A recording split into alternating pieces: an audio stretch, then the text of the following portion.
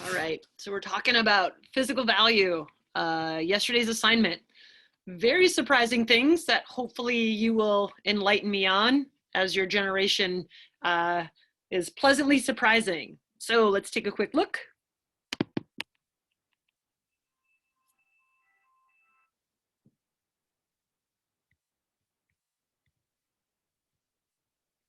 All right.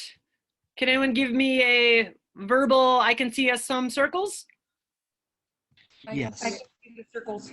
Awesome. Thank you. Thank you. So many. All right. So what I gained from your quizzes is that many of you were kind of upset with weight gain that has happened during the pandemic. But as you'll see in these answers, not necessarily the case. So maybe that stuck in my mind and it wasn't actually the truth. So let's kind of look through these. Gained weight, 70%. I've gained weight during a pandemic. Okay. Now, next one, gaining weight is a negative thing. You guys are like, no. 2/3 are like, it's not a bad thing. So this is where I would like some help, because I assumed that gaining weight in a time in your life where you tend to be very insecure and try to like fit in would be a negative thing. So can anyone tell me why gaining weight isn't bad?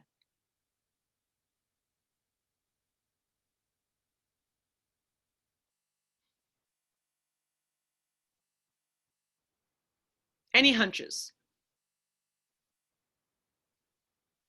Do you just have too many other things to worry about, so you don't worry about it? It could be that like some people are very underweight and they need to gain weight anyways. Yeah, you know, that has come up so often. And I guess it wasn't something that I ever considered, but I've had 4 or 5 people tell stories that they were underweight, and they felt like they could never voice disliking being underweight because all the attention was put on overweight people wishing they were them. Like them being like, I hate this metabolism, and then everybody looking at them being like, we wish we had your metabolism. So considering yourself underweight or being diagnosed as underweight, certainly a thing. So thank you, but anything else? I mean, I guess what I'm trying to say is 67% underweight? Is that the reality, or is there something else at play?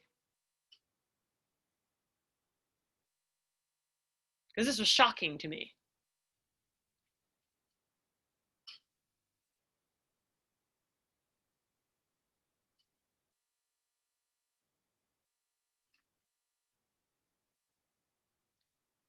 Could it be that there's so much going on as well that how much you weigh and what the scale says is the least of your problems? Is that any part of it? I mean, it could be. Okay. Anyone disagree?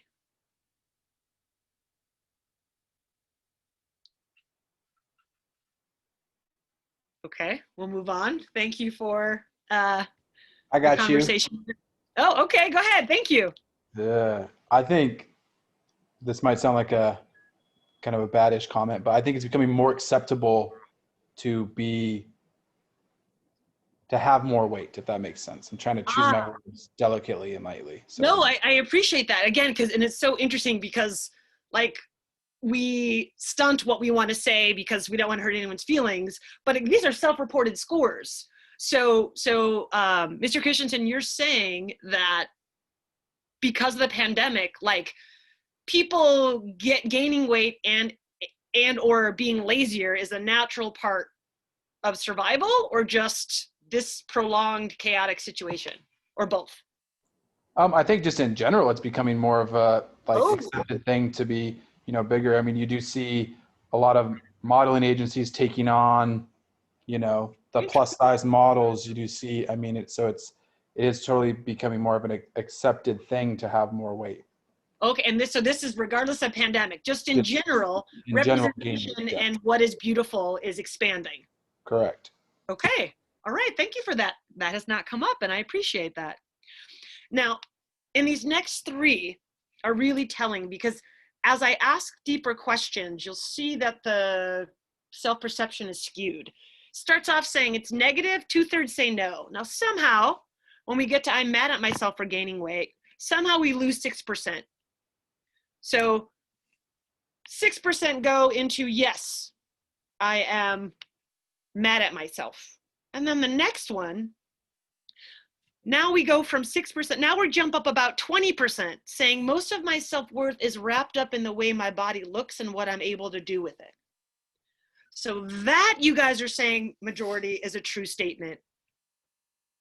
And a few more of you are mad at yourself for gaining weight. So can we break that down anymore? Particularly in this huge jump. Is it that self-worth and body ability is separate from thin or fat in your mind? I think it has to do with how you see yourself and how you view different people. So it's one Okay. of those things where because you see yourself and you understand yourself a bit, there's no limit as to how much you judge yourself. But when it's someone else, you don't have that, like, you don't want to be a mean person and say, oh, this and that. So you kind of target yourself because there's no limit to that.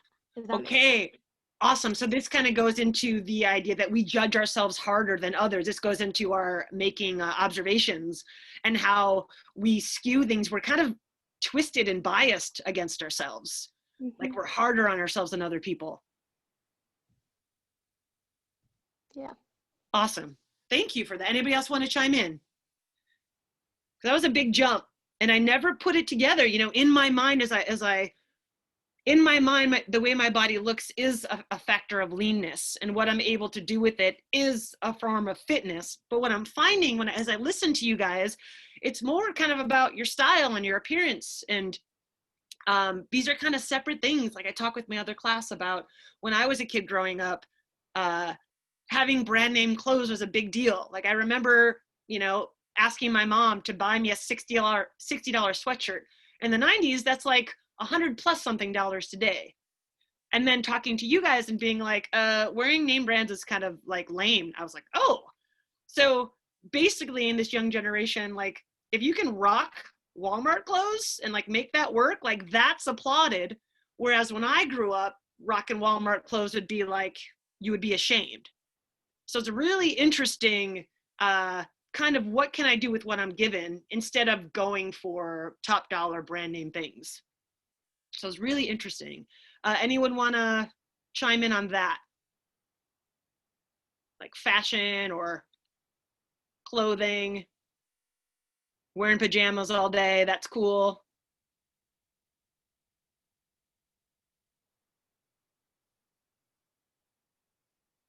No? Okay, that's all right. How much time and energy have I spent? Oh, I spelled that wrong. Have I spent on fitness or athleticism during this pandemic? 63% of you said here and there, whenever you feel okay enough to try. Because again, for a lot of us, we're trying to survive. 15% said as much as possible. 21.8% said hardly any. So I have some questions for these folks. For the hardly any folks, I'm curious, before the pandemic, was it also hardly any? Or was it more, and now you feel like you're doing nothing comparatively? Similar for this as much as possible, people, were you already doing a lot and you just kept it going? Or did the time and freedom of the pandemic help you invest more into fitness and athleticism? And this kind of takes me back to the from last week, the people waiting on the bus and the cocoon people. The people waiting on the bus, again, are kind of waiting for everything to return to normal so that they could jump into that system that they liked because they dislike the current system, which makes sense. And the cocoon people are being like, oh my gosh, all this time and freedom, I'm going to examine myself and I'm going to put that time and freedom into me. But what I need you to understand, and I don't think has been said, is that if you are a cocoon person who is loving COVID and the freedom and time that it is affording you, you also must have everything else around you taken care of. Mom and dad are still working, food's still on the table, right? You don't have all this extra stuff to do because the pandemic is here. You don't have to help out more. So for you to take care of you, your environment needs to be okay, your immediate environment. And for this here and there, whenever, right? I also liken this to, if you imagine like you have a house and you have a yard and there are weeds in the yard.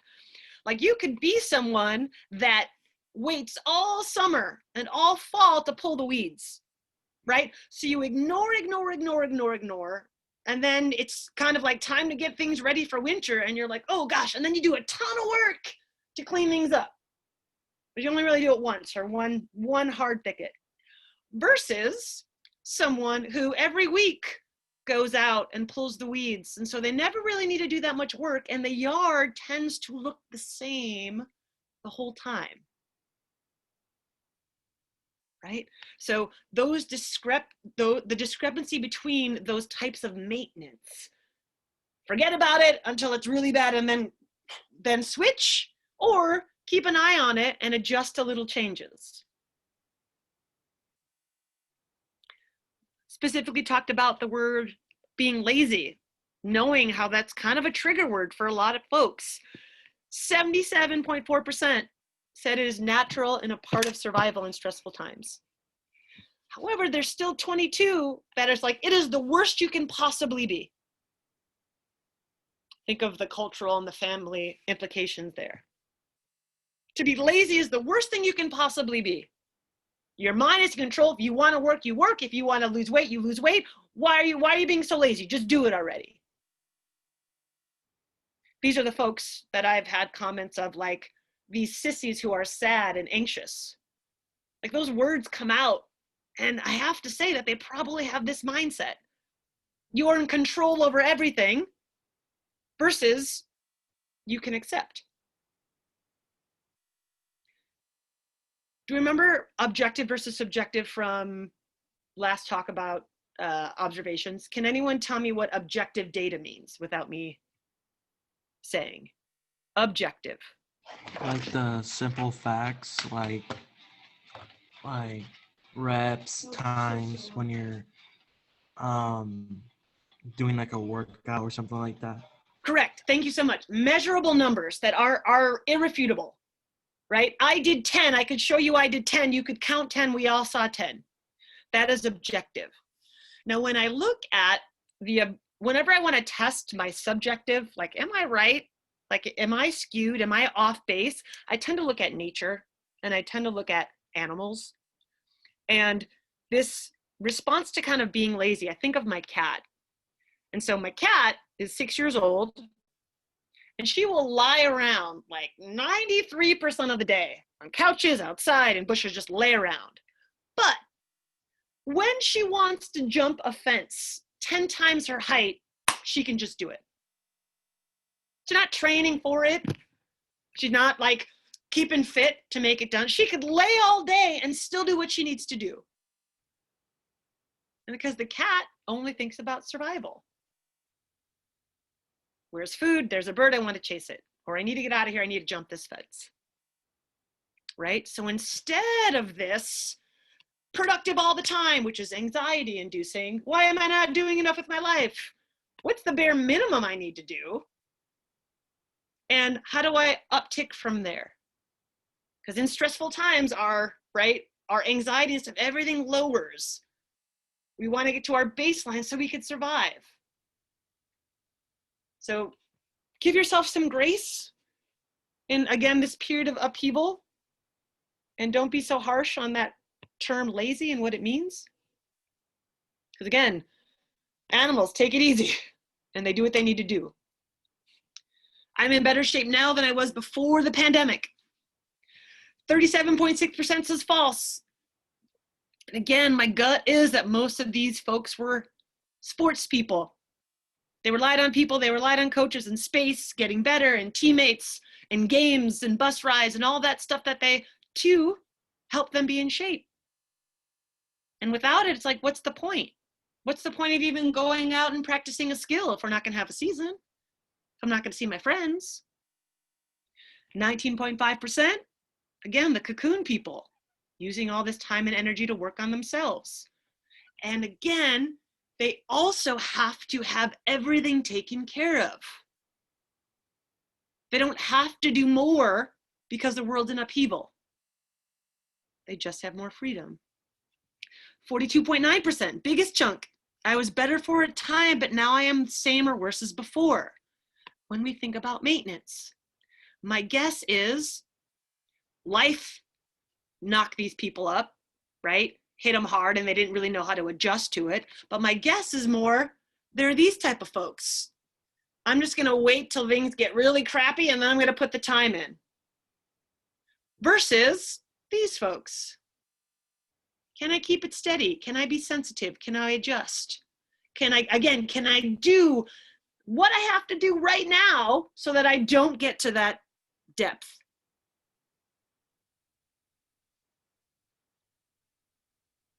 Last two. Staying fit and in shape is a priority of mine. More than half said false. And it makes sense. If you had a choice to lose 10 pounds and be lean, or to get a job in which you gain 10 pounds, but in that gaining 10 pounds, you can provide for your family, you can help out with rent, you can get what you want, you can make life easier for everyone. Most of you are gonna say, yeah, I'll gain 10 pounds to get a job. Values and priorities.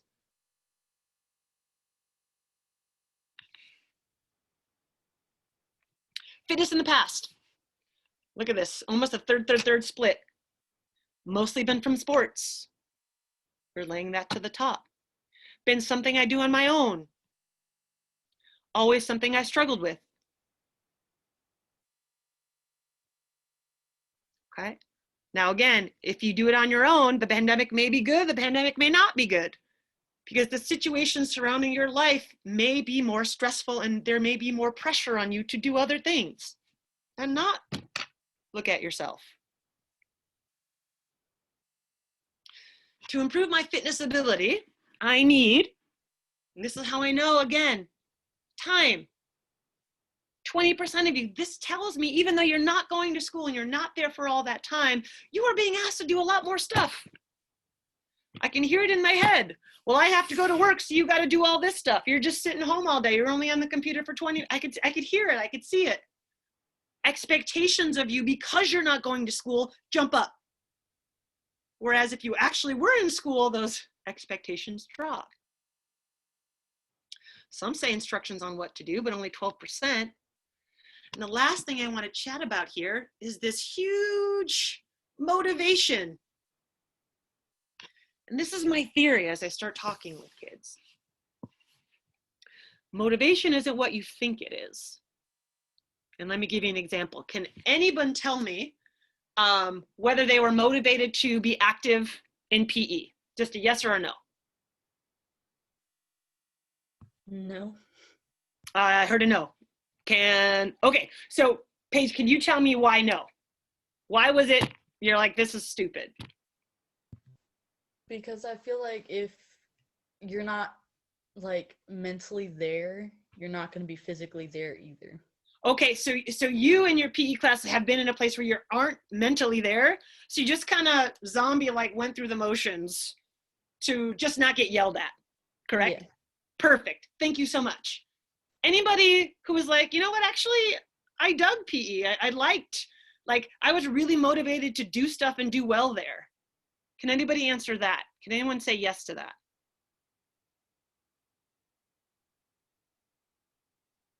Yes. Okay, awesome. Thank you, Romario. So now, can you please give me a few reasons why you think you were motivated to do well in PE? I'm just going to count here.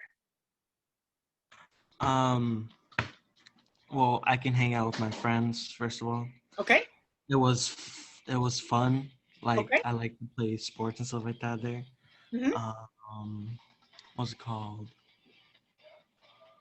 I was just a lot more active than just sitting around in a class. Okay. Would you say you're competitive? Yes, I'm pretty competitive. Okay, awesome. Thank you so much.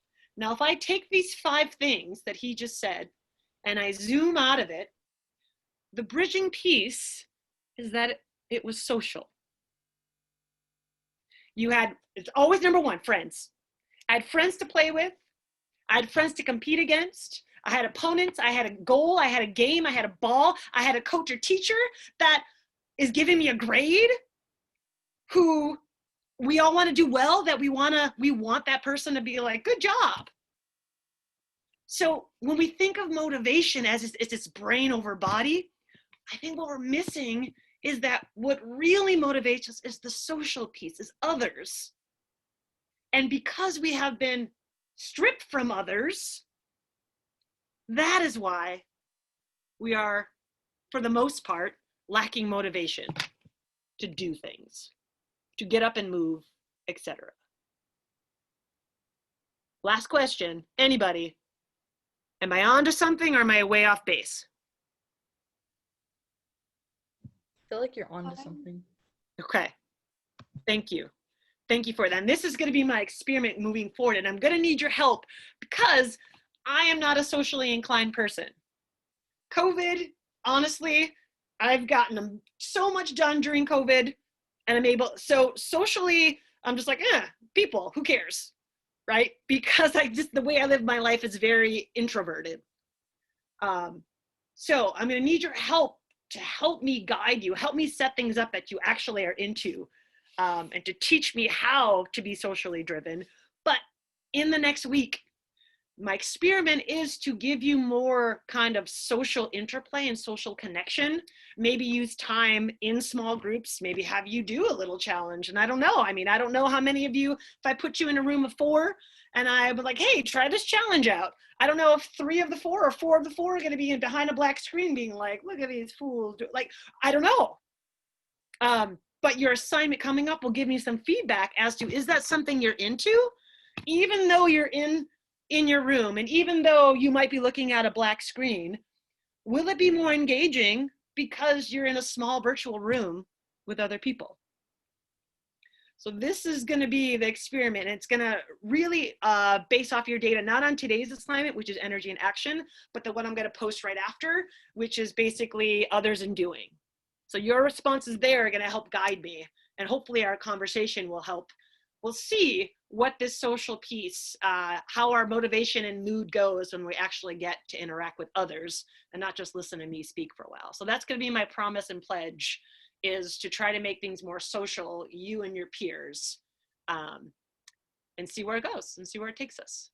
As always, thank you so much for 5 minutes over for conversing with me and being here. Remember, you have the day off tomorrow. I will talk to you all again Monday. Have an awesome, awesome weekend. Bye. Bye, guys. Have a good weekend. You too.